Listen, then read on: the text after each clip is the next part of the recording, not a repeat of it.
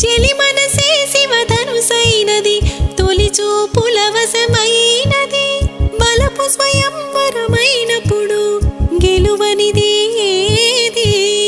ఒక బాణం ఒక భార్యన్నది శ్రీరాముని చిరయసమైనది శ్రీవారు ఆవరమిస్తే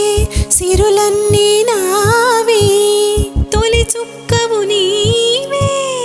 చుక్కాడివి నీవే తుదిదాకా నీవే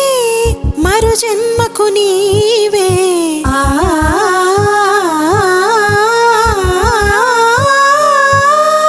రాముడు అనుకోలేదు జానకి పతి కాగలనని ఆనాడు జానకి కలగనలేదు రాముని సతి కాగలనని నాడు